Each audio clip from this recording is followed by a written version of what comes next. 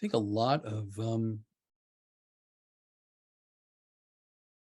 what's important is being able to let go of definitions. Because in the moment, or let me say, I should say, allow definitions to be temporary. That's a better way of saying it. Momentary. Because in the moment, it can feel like absolutely horrible. And then we might even say, this shouldn't be. We might scream out in pain. And there's a truth in that moment of that pain, of that declaration of pain, that this shouldn't be. It's an expression. It isn't a truth to be held on to, but it isn't something to be suppressed or condemned or dismissed. That allows the flow to happen. I mean, the sooner we get over those moments, the better, but they cannot be rushed, and it should not be stigmatized.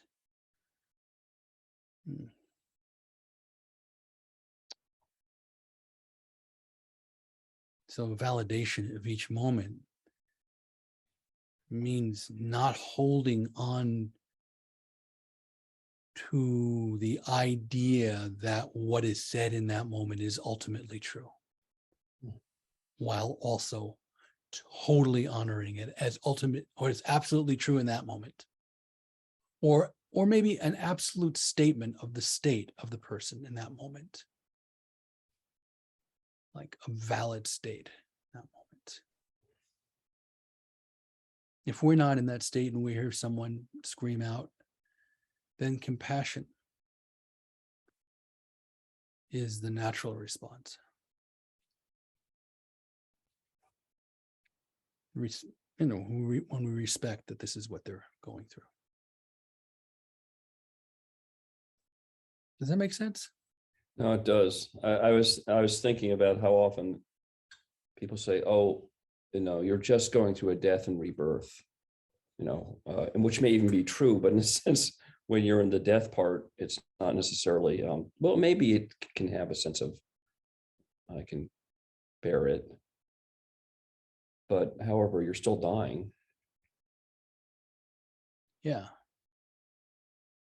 It's tricky, right? People want to elevate. They want to rise above. They want to help you out.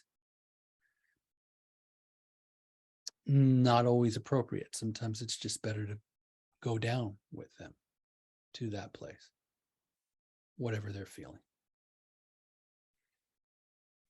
But I honestly feel that it going down should not mean holding that to be some kind of ultimate truth.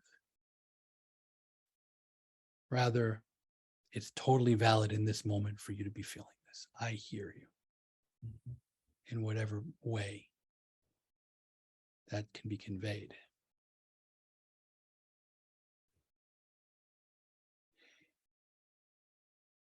This is why it's important, to be at least as meditative as is necessary to be able to let go of concepts. Maybe to not be concept free, but to be able to let go of concepts after having them. Otherwise, you can keep the person stuck there too, even when they're not actually bound to that state a few moments later. They scream out, "It's horrible." And then 5 minutes later, they're not feeling that it's horrible, but you may be there. "You said it was horrible. I'm so sorry. Yes, it really is horrible, isn't it? I'm really right there with you. It is horrible." And they're no longer there, but you are, because you're clinging to the concept. And you're trying to be so feelingly understanding. This can be a trap. The glorification of down.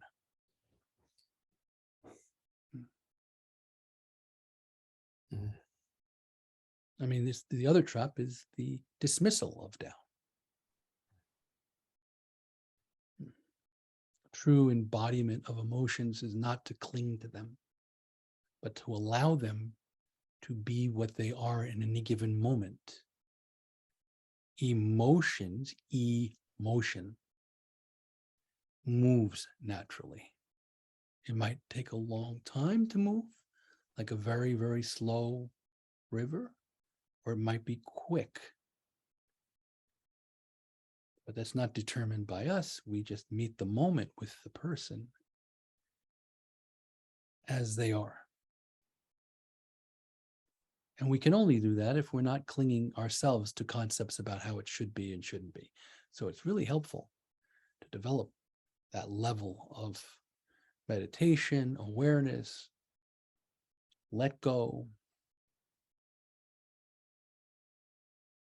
not dismissal of people's emotions, but not clinging to a momentary expression of their emotion or a momentary happening of their emotion or of your emotion.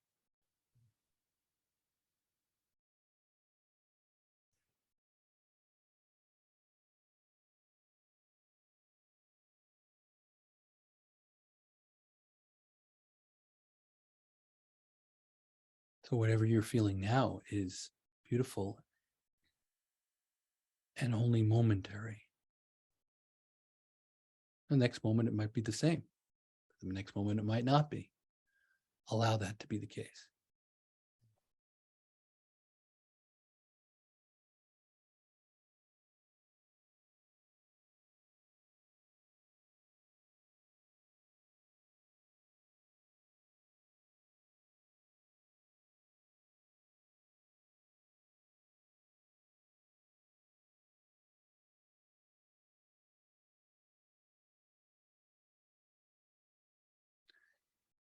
This is more and more possible the more recognition or clarity there is concerning our own intrinsic nature as consciousness itself.